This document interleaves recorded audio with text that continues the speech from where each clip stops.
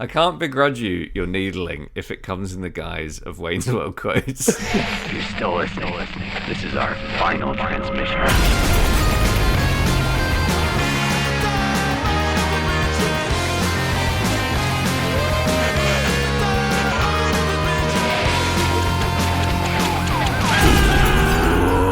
We're here.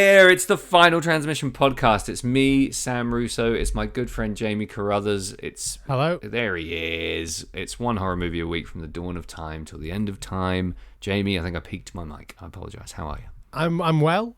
I'm very good. We've just spent 30 minutes talking to the Iron Maiden AI, and you can hear and see all of that, as well as how we think talking to AI is wrong.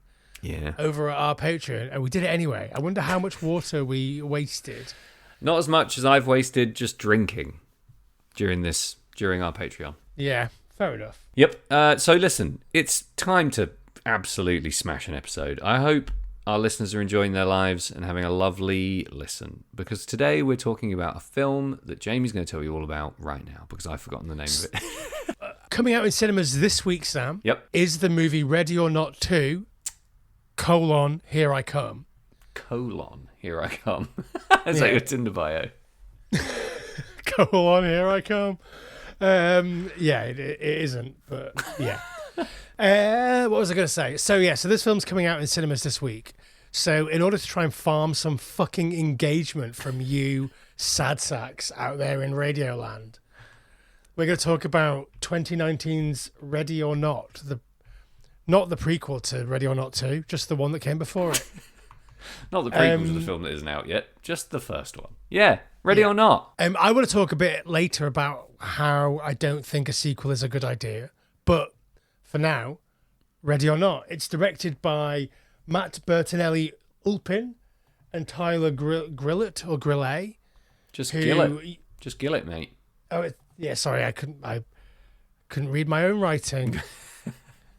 Grill it. And they directed Scream 6 and Abigail and a couple of other movies together. One of the shorts in one of the VHS movies. Radio Silence. Yeah. That's the title, not what's about to happen. That's what I was doing. You did stop. You did. You did. I was doing Radio Silence. You turned off. I could tell from your face. Yeah. That was the gag. So, I mean, fuck me. 2019. What else are we going to do except go see this at the cinema, eh?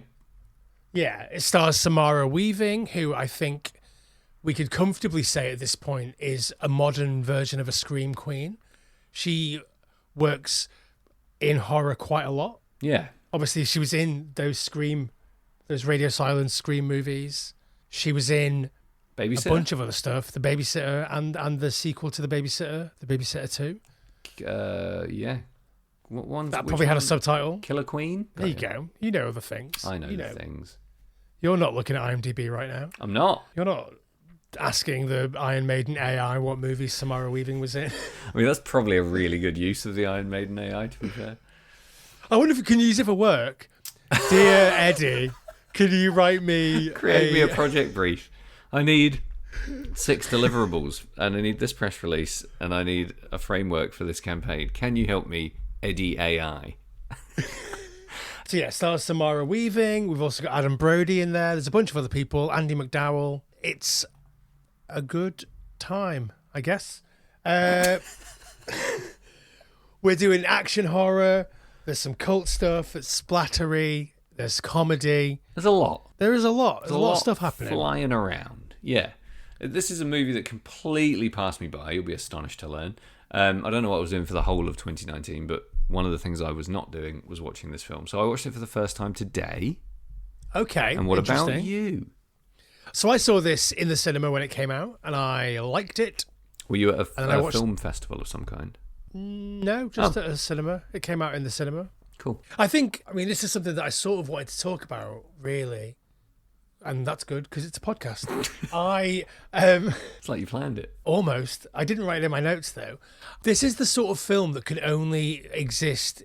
The way that this film works, or is pitched in terms of the characters and the setting, it's basically that could only exist in the horror genre. Ooh, because like these sort of mid-tier thriller type movies just don't come out in cinemas anymore. And I watched the Mel Gibson movie Ransom last week. Yeah. Rewatched that last week. And I was watching that and I was thinking, if they made that now, that would be a 10-episode Netflix series. You're absolutely right. Yep. Or like just a straight to made Netflix. for Netflix, yeah. And that is a very sort of middle of the road thriller with, one of the biggest actors in the world at that point. Yeah. And one of the biggest directors in the world at that point. It's a Ron Howard movie. Yeah, of course. And just like a really solid movie. It's really good, but like it's not gonna set anyone's ass on fire. It's just a good movie. It's probably in nobody's top 5 all-time thrillers. Do you know what I mean? No. But you're right. It's a like a fucking chucks away, let's go, job done. Yeah, and like the only movies of that ilk in our sort of modern streaming era that are still making their way into cinemas, apart from the odd Netflix or Prime movie that they release in cinemas in order to then qualify for awards or whatever, Yeah. are in the horror and like dark comedy thriller genres. Yeah, And I think that's interesting. Yeah, what's happening there? So, you mean there's no there's a lot of bang average movies in the cinema. There's no argument that... I think that like they basically Hollywood, or what we call Hollywood now, which is a conglomeration of many companies that are all owned by the same 3 guys or whatever. Yeah. They basically don't have confidence in mid-tier movies in the cinema unless they can hook into the genre. Right, so there's no sort of churn anymore of cranking out these mid-tier movies to keep that audience appeased and to keep the wheels turning, to keep Hollywood ticking, basically. Like, okay, we can pull people into the cinema just on the basis that Mel Gibson's in this movie. Let's just get a good director and make a real nuts and bolts meat, bread and potatoes. Yeah, I mean, I'm going to remove the artifice right now and tell you what's in the cinema tomorrow. Okay. We're recording this in February. So Scream 7... obviously, big horror IP. Mm-hmm. Wuthering Heights, pitched as like basically the biggest movie of the year. Yeah, did you see they were doing viral content where they were going around touching all the seats in the cinema after Wuthering Heights to show how wet they were? I didn't see that, but I did. That's gross. There's a movie called Crime 101, which is like a Chris Hemsworth. That's maybe... That could be it. That could be like the outlier here. That could be the thing that basically would be a Netflix movie. Yeah. You've got Cold Storage, which is a horror thriller with like comedy with Joe Keery and Liam Neeson. You've got Send Help. You've got Good Luck, Have Fun, Don't Die. That's genre. You've got Hamnet. That's like the big sweeping awards Highbrow, movie. You've got Marty Supreme. That's also the big award movie. And The Moment, which is the Charlie XCX documentary. Yeah. Which is, I would almost call that like existing IP. I know it's not, but like that movie exists off the back of the success of Charlie XCX. Sure. So like that's how they're hoping to recoup their money there.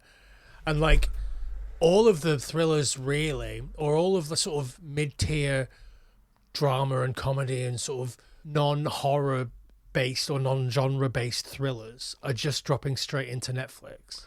Yeah, I think you're right. There's always like a fucking Jason Statham movie though, or there's always like a, some guy like him dropping a thrillery, actiony something or other, right? There's always a fucking mid-stable, bang average movie like that knocking around. Yeah, but like I would say that Statham is IP at this point, like basically. He's his own industry, yeah. Well, here's the big question: did Ransom have a theatrical release? Yeah, of course it did. Yeah, of course it did. I don't know. It's a video shop classic to me, so I can't remember if it was actually... What year did it come out? I want to say 94, 95.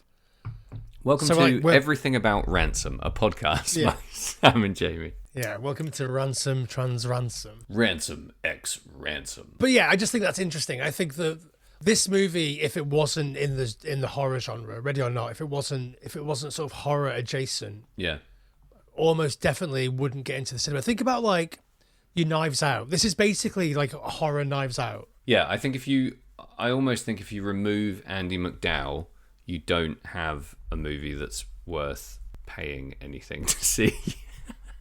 Well, that's a bold statement. Sorry, everyone.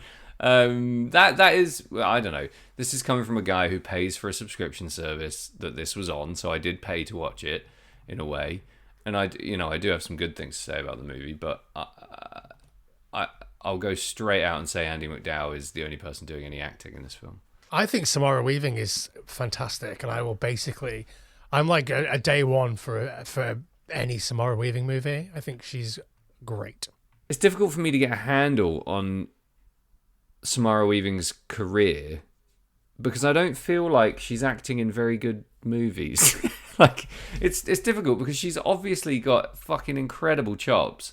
There's a lot and great, just Riz up the wazoo. I think she's charismatic as all hell. Yeah, but she's also taken some absolute garb dialogue and probably some borderline shocking direction, I imagine, but based on some of these, the people directing some of these movies. And she's holding you in the movie by hook or by crook the entire time from start to finish.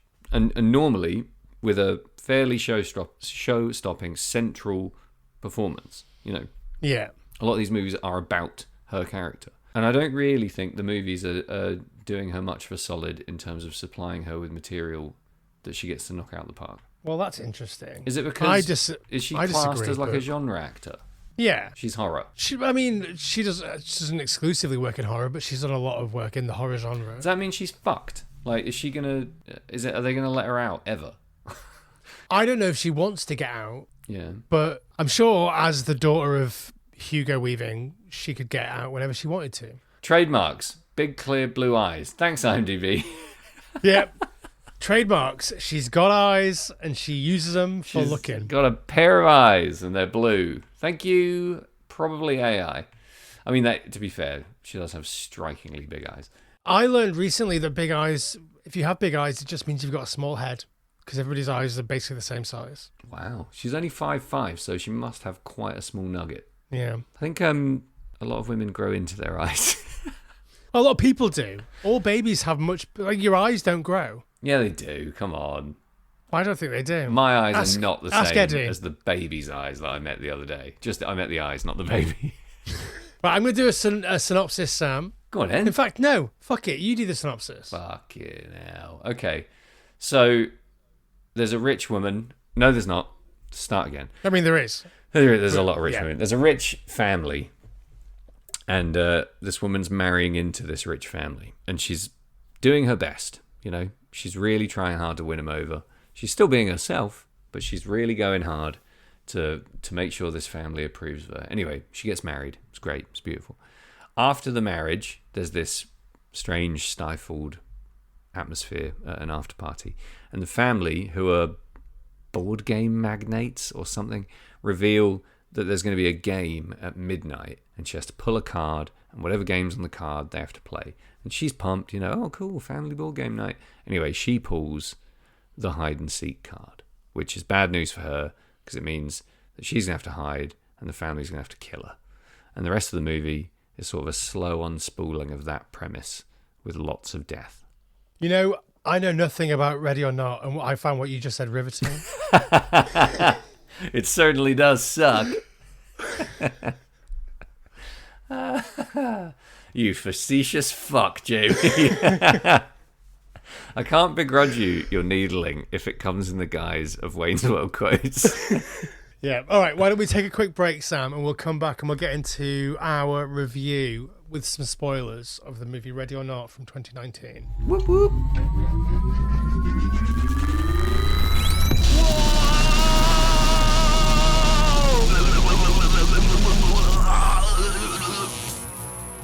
Whoa, holy shit.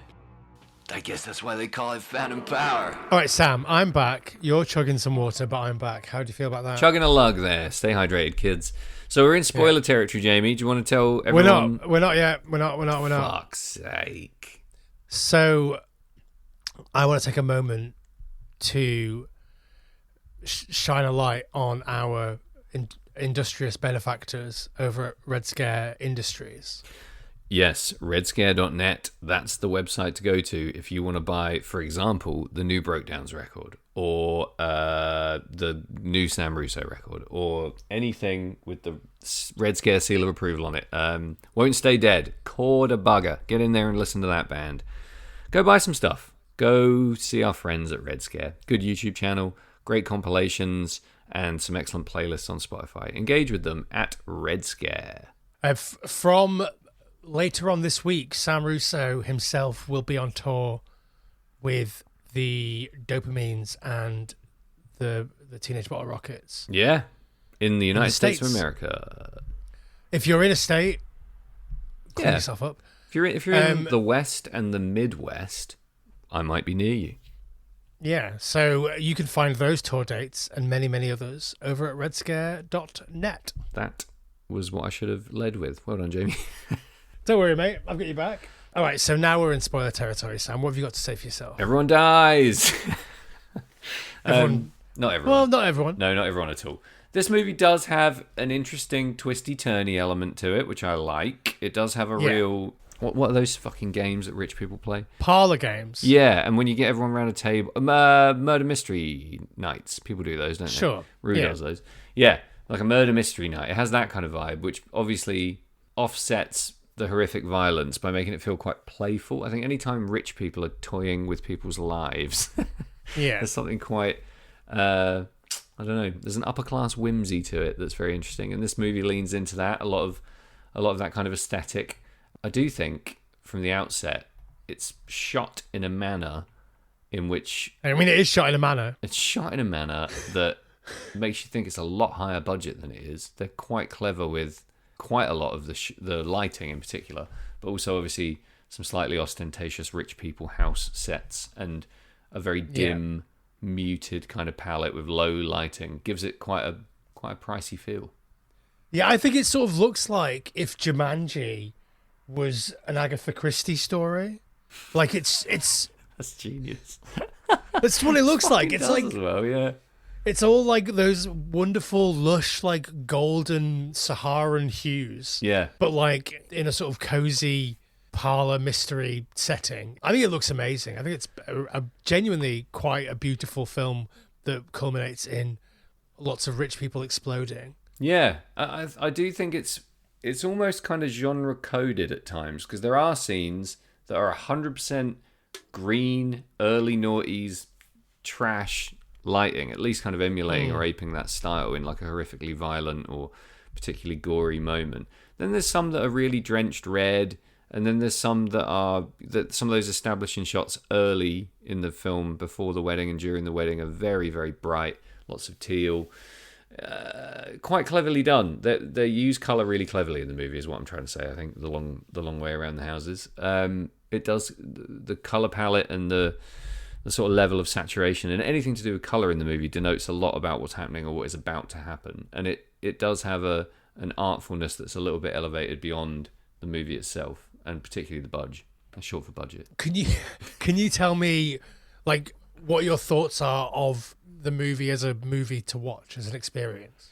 It's fine. I think it's quite entertaining. It's not agony, but it does really slip into a little bit too much running around shouting and killing each other for my personal taste. But I do think it's punctuated quite well with some clever twisty turnies and a little bit of that kind of classic Karloff movie feeling towards the end there. Like when it's not rampaging around blowing people up, there is a sort of arch, sophisticated plot and character twisty-turny element to it that makes me think of old Karloff movies. Yeah. I don't know how deliberate that is. I don't know how much of an influence those kind of movies are on this. Like an old Dark House movie mixed with, Home Alone or whatever. I think that is probably intentional. I think that basically every movie that's set in a big manor has some DNA that's sort of rubbed into this movie. Yeah. Karloff was always going around rubbing his DNA into houses. So I can't say that the movie fucking sucks, and I can't say that I think it's an all-time classic. I'm still hovering around the middle ground trying to figure out, to be honest, what I actually liked about it. I kind of enjoyed the experience of watching it. That it has a broad, fairly homogenous ensemble cast, which is a little bit difficult to track at times because everyone is sort of the same except for one really bold personality quirk. And they try and cover a lot of character ground. Like fat or likes cocaine. Yeah, or, exactly. Yeah. Lots of like archetype filling rich people stuff. And that's fine because, in The Running Man, you like to know which man is going to kill you. And it's, they're distinguished by one big trait. And I do think that works more broadly. So I don't know. I think I was absolutely astonished that Andie MacDowell was in this movie, and I really, really enjoyed everything that she did from start to finish. And I think going back to your earlier point about Samara Weaving, I think she has such a fucking enormous job on her hands in this movie that the times when I'm a bit bored of whatever's happening with her, I sort of have to pinch myself and be like, yeah, but remember, she's fucking carrying the entire movie.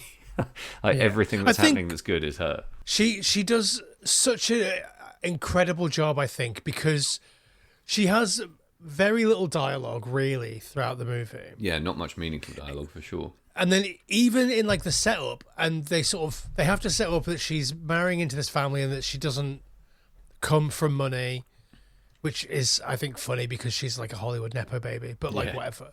But like she's coming into this family and she doesn't have any money and she's not like these people. And you have to like her immediately.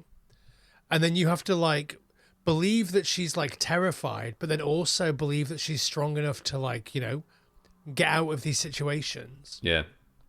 And all the while with like minimal dialogue. And I think that she just really manages that. And it's such a feat, I think, in terms of like being able to, do that. Yeah, definitely. Huge amount of credit due to her for making the movie even watchable. She's the glue. Yeah.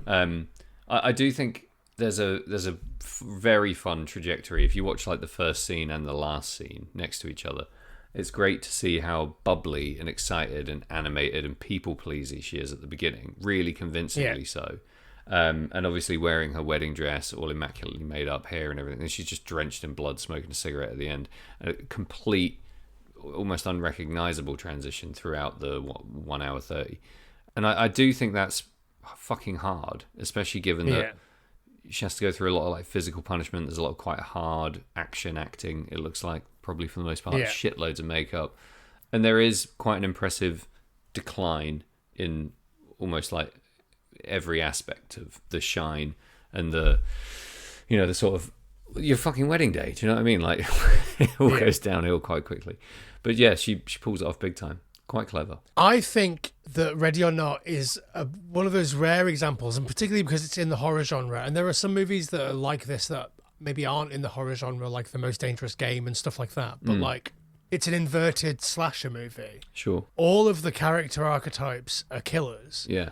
And there's 10 of them, 12 of them, whatever it is, and they're all chasing after one victim. So she's instantly the final girl. Yeah. And there are just loads of killers, and they, accidentally pick each other off, and she kills some of them, and like they die along the way. But it's like it has the trajectory of a slasher film, but it is inverted, and I do think that is an interesting idea. Definitely, and there's a survival horror element to it that's quite fun. As soon as you know it's a cat and mouse game, there's going to be, to a certain extent, what you're going to get, which is quite comforting. But they do some interesting spins and some interesting twists on it that I quite enjoyed. I think I don't know how original the movie is, but it has this feeling that I've seen it somewhere before. Is there a rich people in a rich house killing a poor girl movie that I'm forgetting? Well, it's pretty similar structurally to the film You're Next that we covered way back. Yeah. But that has a sort of different feel to it, and that this sort of wears the killerness of it sort of quite brazenly, and that one sort of was like a faux home invasion. Yeah. That then you learn more about as the movie goes on. If you want to hear our spoiler review of You're Next, you can find it on the feed.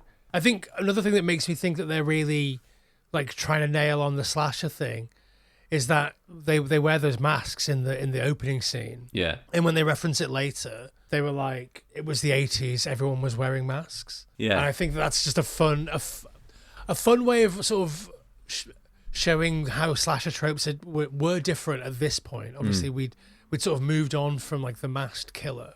There's still a few around. Obviously, they made a bunch of Scream movies. Yeah. But like your slashers in the mid 2010s were a lot less masky. Yeah. Did you enjoy the humour in the movie? Was the comedy up your ass? I don't think that I would enjoy the comedy in this movie, but this movie works for me in such a specific way that I find that it doesn't annoy me, and I'm enjoying it.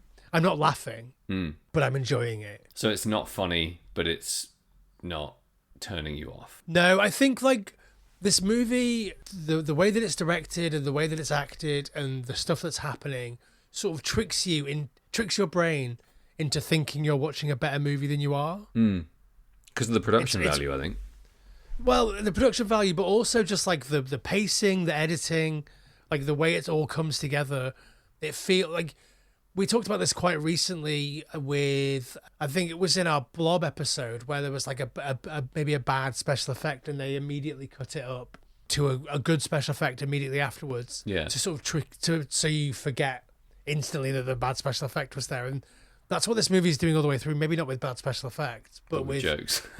But with jokes or with stuff that doesn't make sense, and the idea that like, you know, she gouges her stomach open on a broken bit of like a fence, fence post or something, Yeah. and like, but she's fine in the next scene, and like obviously it's movie logic, so whatever. But like, but I thought that was like fully cutting into all the meat of her flank. Like I thought that was like kidney damage levels of depth is what it looked like to me. I thought she's cutting herself in half. In a different movie, maybe if it was a zombie movie, her intestines would fall out. Yeah, like even just like a little loop or a coil of intestine might pop out. Yeah, I mean that wouldn't happen in real life either, because your intestines are inside a membrane that holds them together. What if you cut the membrane? Well, if you cut the membrane, you're fucked. Your intestines will flop out. But like, I think the membrane is pretty resilient. It's not a membrane I hope to ever see, but No. I do. You know, a lot when you read those books about medieval torture methods and stuff, and they were just like, I know, let's tie this guy's guts to a horse's tail and then slap the horse. You just think, Yeah. fucking what? Yeah. Dude, why? I think the getting quartered by a horse is by four horses, I guess, would be one of the worst things that could ever happen. If one horse could quarter you, I'd give that horse a raise. I think, but I'd feel so bad because I'd love the horses so much, but almost be like, sorry, I made you quarter me, horses. It's 49 minutes into the movie before she kills anybody. Yeah. And that's an accident. And it's basically an hour and 20 minutes before she kills anybody on purpose. Yeah, it's entirely too long. It's a mad rush. The whole movie is set up. Given the premise is so simple, like draw a card, off we go. That could have happened 5 minutes in. But instead, we have to wait an hour. Do you think it would be a better movie if it's like actually an inverted slasher and there are 12 killers and she's picking them off one by one throughout the movie? If that was the big reveal at the end, I think that's not hard even the big to pull reveal off, at the end. but- Like that's just what's happening. Right. Yeah. So she gets cornered in a room by one, and she has to fight her way out, and she kills them. Like the Running And Man. like, yeah, basically like the running man. I think this movie would be better if it was directed by Ron Howard and starred Mel Gibson and was called Payback. Ransom. Payback is a different movie, It is. but also with Mel Gibson. The thing that I don't enjoy is people accidentally killing other people for comedy. I like it when they do it for like a big moment, like when you accidentally kill your mum because she comes into the room while you're bricking it, and you're while her you're head off. while you're bricking it because you've been being chased by the man and you found a gun or And you whatever. Do you know what I mean? accidentally, yeah. Like I don't That's what I I don't meant. love that.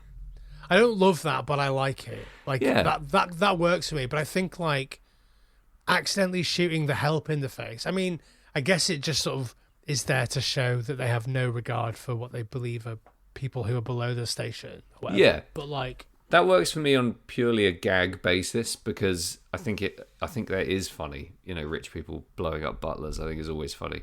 yeah. But we talked about this in the monkey episode, didn't we? It's not your particular. It's not how you like your tea, is it? People just accidentally being sort of ineptly blown up, or like deaths not being earned, just being excessively, explosively gory. It's a bit of a whiz bang. I don't know. It's like horror for Rick and Morty fans or something. I don't know how to phrase it. Like, I like the scene where Grace, Samara Weaving's character, accidentally kills the other one in the dumbwaiter by like breaking her neck. I think that's she kind of crushed her with the yeah.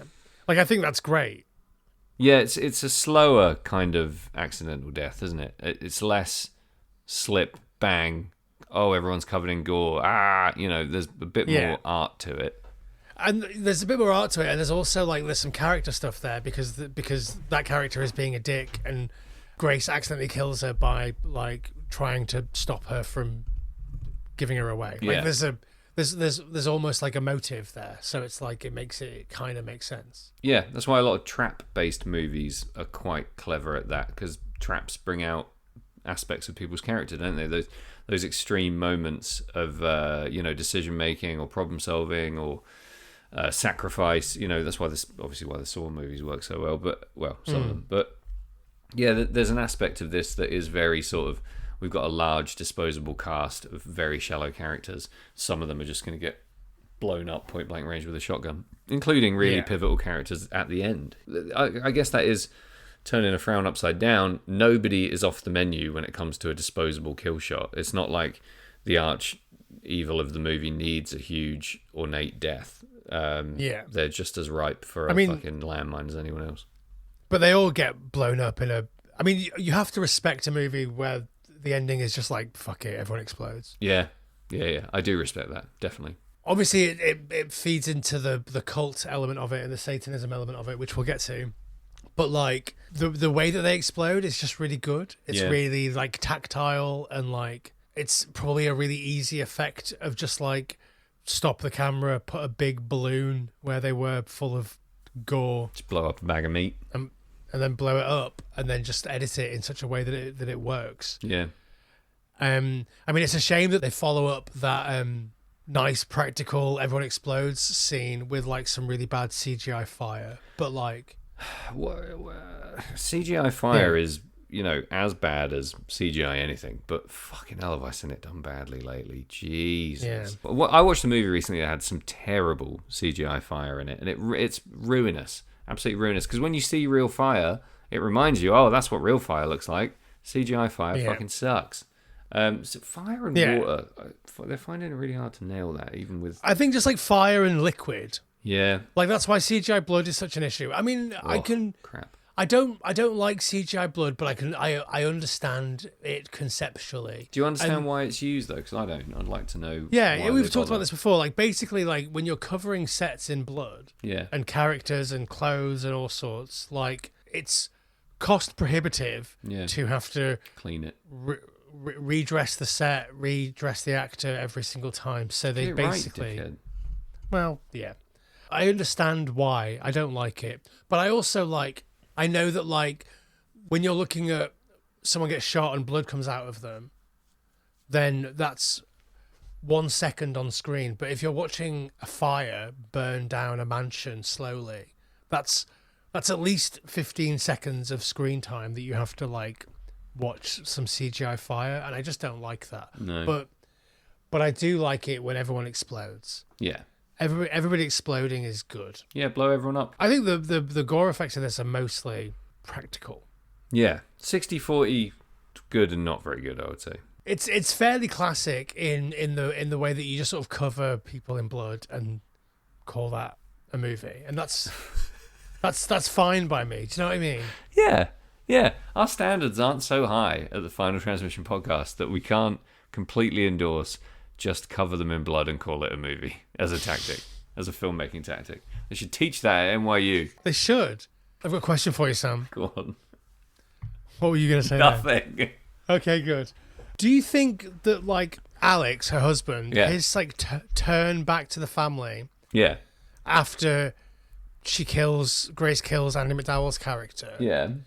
Do you think it's because she also thinks she killed Adam Brody, who's like the one guy that he likes? Yeah, partly. I couldn't really get a full handle on people's motivation there until the very end, until those kind of bigger reveals. I did think that we were getting McHerringed or whatever it's called when he turned and then he's like, we're gonna kill you, fuck you. Then I thought he was gonna go back. I thought there was gonna be something like he has to get her on the table to kill his whole family or something. There has to be like some fucking switch he's gonna pull or something. But he doesn't. I quite like that. There's a real intense feeling of cowardice to that character at the end that I thought was because we don't see much of him. It's not a big character arc, he's periphery for the most part, but I did really enjoy his heel turn and then subsequent kind of quivering, pathetic mess of a character at the end. I thought that was one of the more satisfying character moments in the movie. What about you? Did you think there was something going on there that wasn't, or did you figure it all out? I wasn't sure of like why he would have such a big turn, because he's secondary hero for the whole movie until Adam Brody's character, his brother, dies. Yeah, I overlooked the fact that it doesn't really make sense because I enjoyed his ultimate end. Yeah. But yeah, I don't think it... Everyone in this movie seems to just change radically at the drop of a hat, and none of it really makes sense. And I put it down to just like fickle rich people stuff. Yeah. Which is easy to do because they are painted as being just incredibly shitty, stupid, wasteful, manipulative, evil, rich Satan worshippers, which is quite cool. Yeah, I do. Let's talk about the Satan worshipy stuff.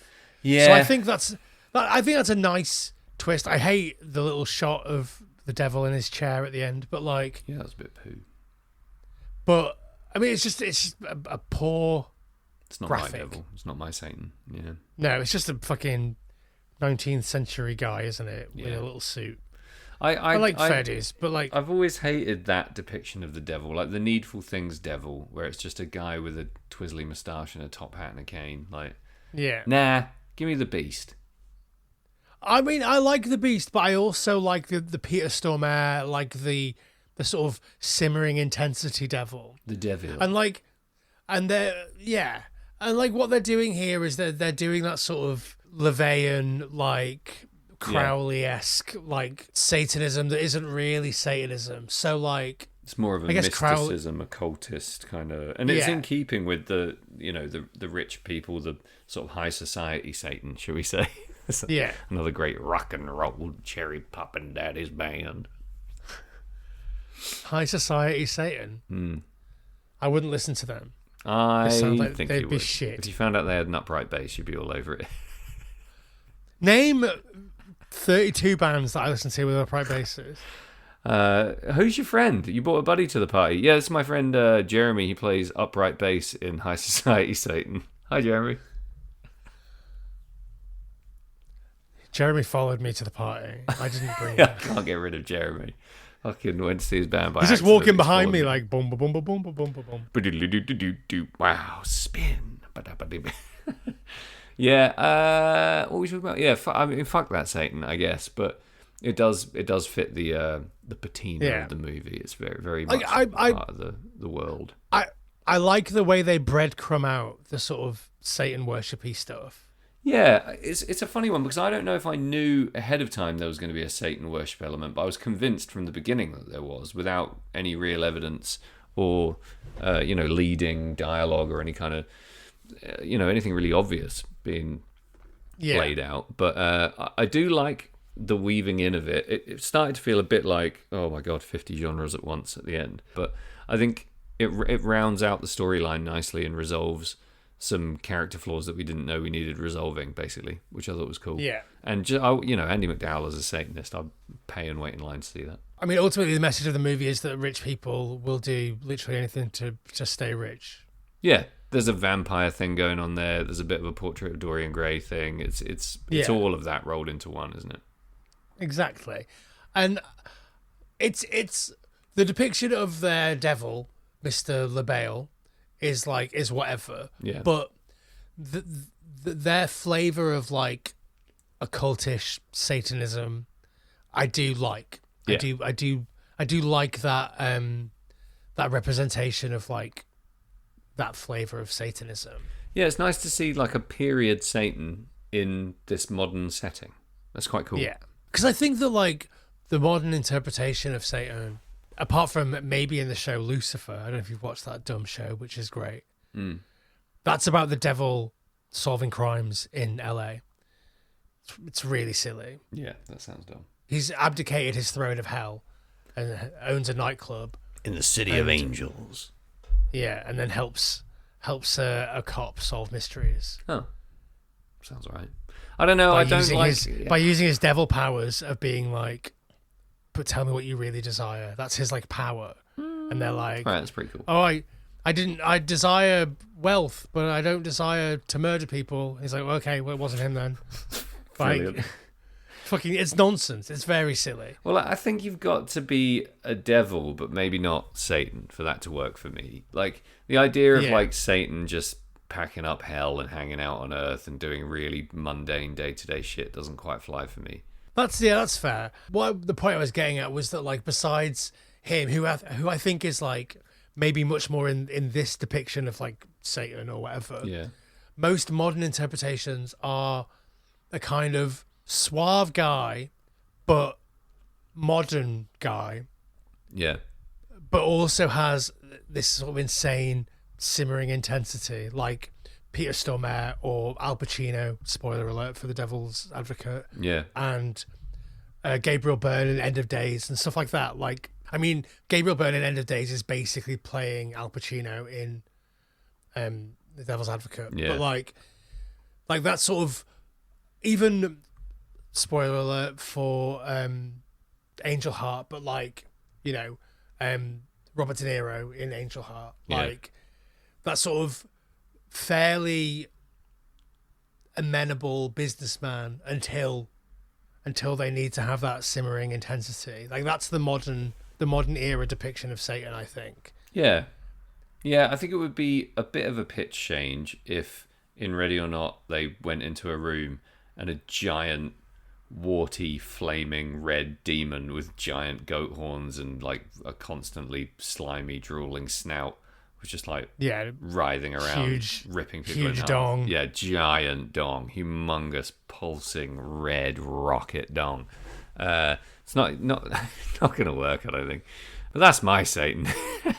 No, I like I South Park Satan.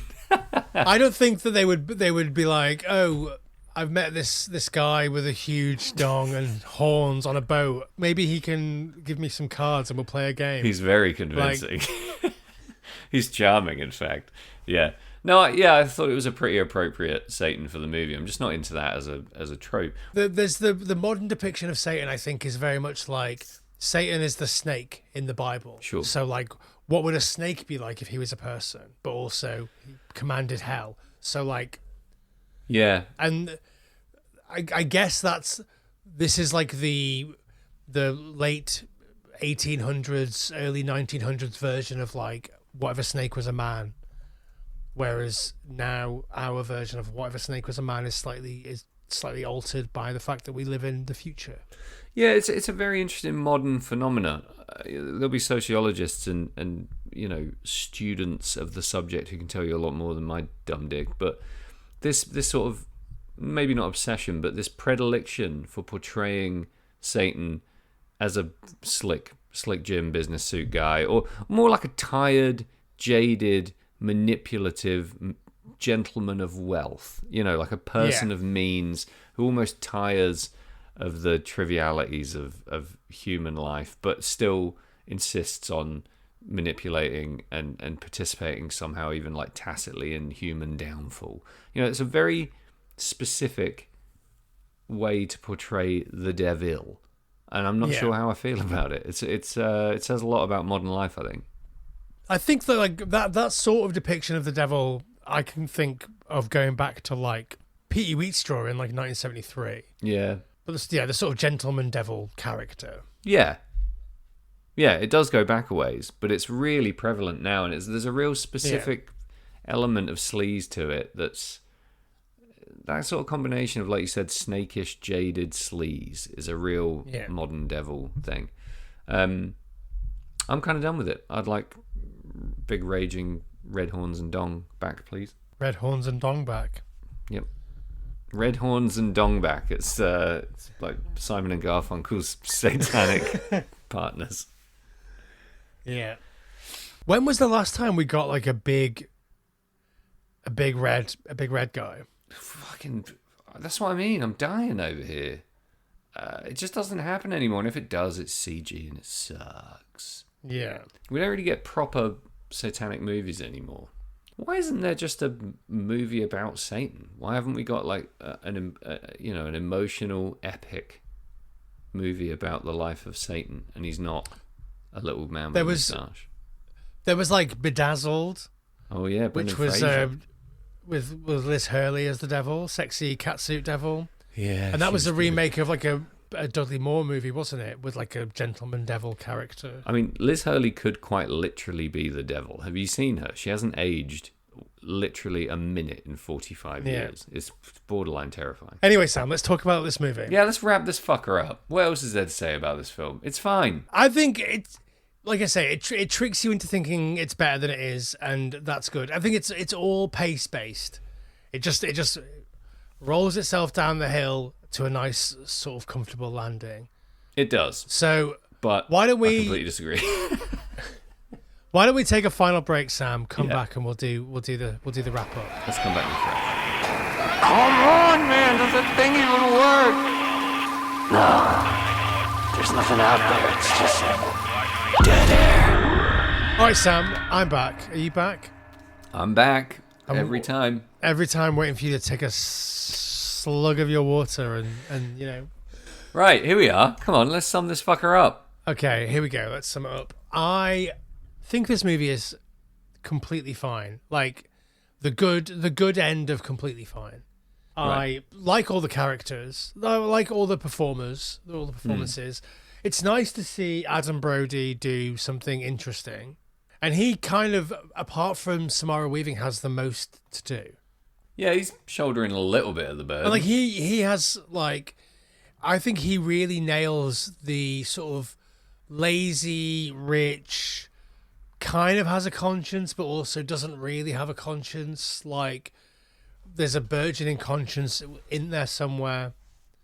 And I think that's quite a difficult thing to get across. And he's basically the perfect actor to do that. Yeah, he's got quite a strong smarm. Yeah.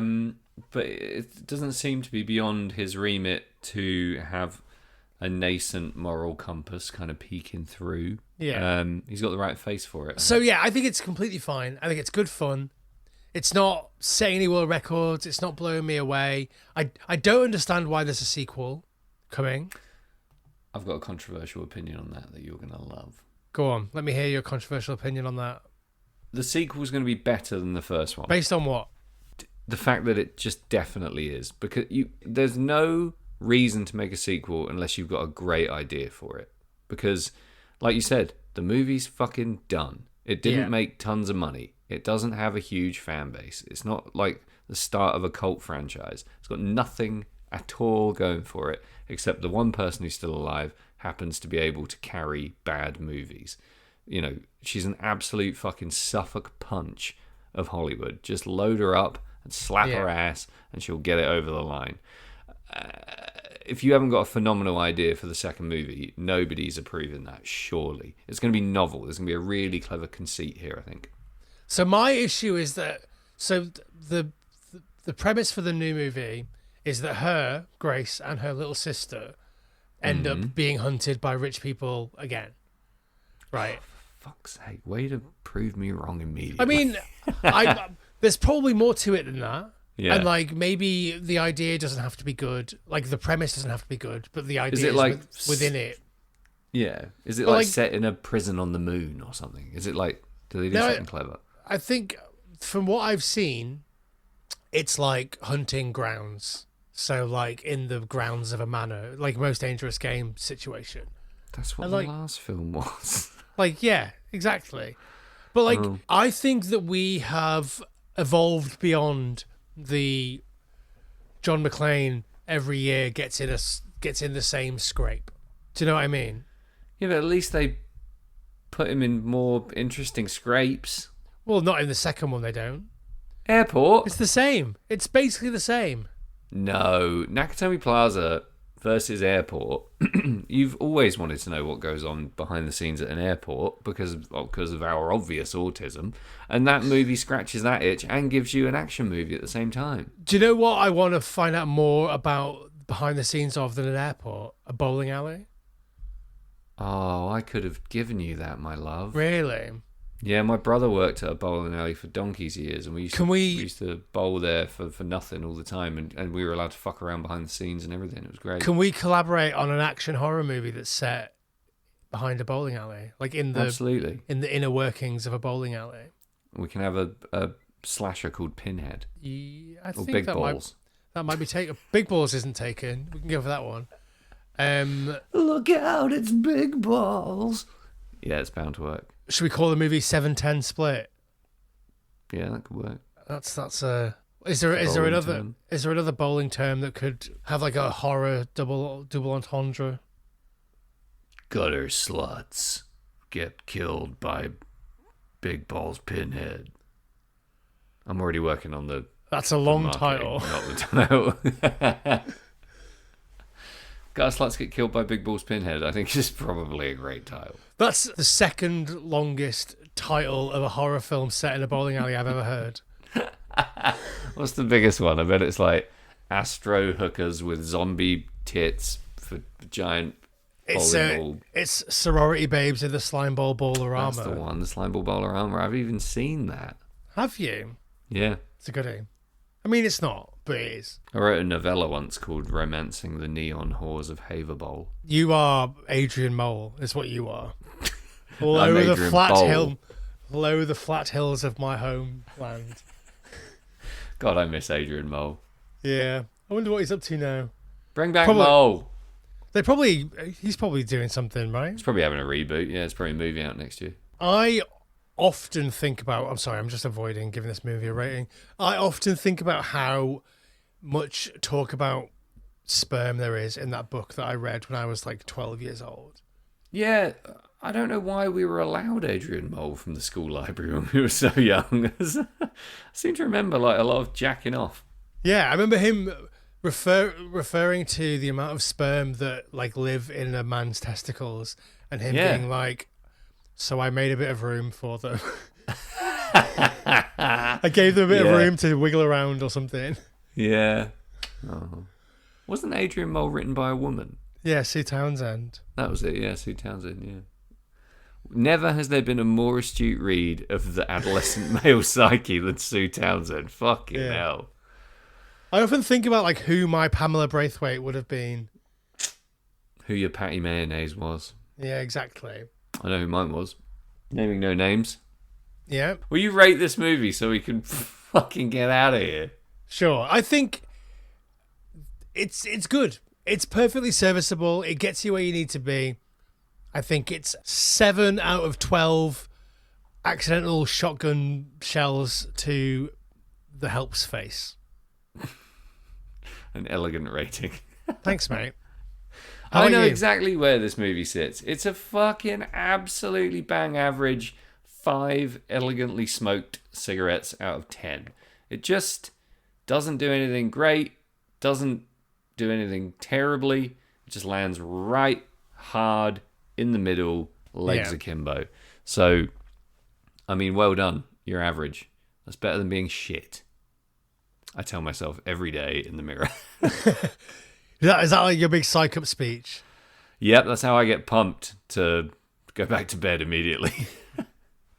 Yeah, I mean, on a deeper level, I think the movie's pushing quite hard to combine some really interesting genre elements and to coax out some performances that are sort of cut to fit, but still end up going to interesting places. I do like some of the angles. I like the twisty turnies. Did just enough to hold me, but it didn't do anything spectacular enough for me to want to tell another living human about it, apart from for the last 2 hours on this podcast. It's easy to see how these guys have been given like the keys to some big big franchises. Oh, in terms of the kind of shallower elements of the film, not trying to be a dick, but like how it looks, how it feels, and how it runs, it's very competent filmmaking. Yeah. There's no way I'm going to sit here and pick nits about that. And yeah, if this was like a show reel for Give Me a Bigger Movie, abso-fucking-lutely. Here you go. Here's The Shining 2. Doctor Sleep already exists. Here's The Shining 3. Yeah. Doctor Snooze. There was going to be a Shining 3, wasn't there? No, let's talk about it. No. Yeah, it's fine. I mean, get in, get out. Job's good, and I'll never think about it again. But if you are of a similar mindset and you want to stockpile episodes of this podcast in video format or in audio format that are uncut, so feature all of our AI and maiden talk, then you should head over to patreon.com/final transmission. It's just a really nice way of supporting us. Obviously, you get a little something in return for it, but it really helps us out and helps us keep making the show, and helps Sam, half watch the movie while he's doing other stuff. And listen, I had a lot of filling to do. Yeah. Context provided at Patreon. Exactly. Yeah. If you don't want to do that, that's okay. There are other ways you can support us. You can go to wherever you're listening to this, drop us a rating and a review. Make sure you're subscribed and have automatic downloads turned on. If it's on YouTube, you can leave a little comment saying that stuff that you cut out about radishes was great. Yeah, I love how the ending, none of this makes any sense because you've already cut all that out. If you really want to support us, thoughts and prayers. Just do your thing. The intangibles, people. Yeah. You can email us. I haven't checked the email in a while, but you can email us at finaltransmissionpod@gmail.com. You can go to your social media platform of your choice, be it X, be it Instagram, be it TikTok, and find content there. That's at FT Horror Show.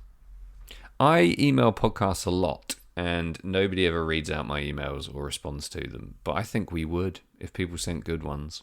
Yeah. I think if it's anything like the stuff that I cut out of the podcast, then people don't need to hear it. And it's worth reading. Yep, get in touch. Send us an email. Tell us what you think. Yeah. Follow us. Do all that stuff. You can follow Sam at his personal Instagram account, where you can find bits of music and tour dates and photos of him in the rugged wilderness of Norwich, Norfolk. Yeah, and the Norfolk Wilds. Come to my OnlyFans for pictures of my raw, unbleached butthole. I'll see you there. His raw, unbleached radish at Sam Russo Music on Instagram. And you can follow me on Instagram at Carruthers. There's not much to see there. Pictures of my cat, photos of books. And you can also follow me on Letterboxd at JamieFT. Nice and easy. So that was ostensibly a conversation about Ready or Not, the movie from 2019. I'm going to go see Ready or Not 2 this week.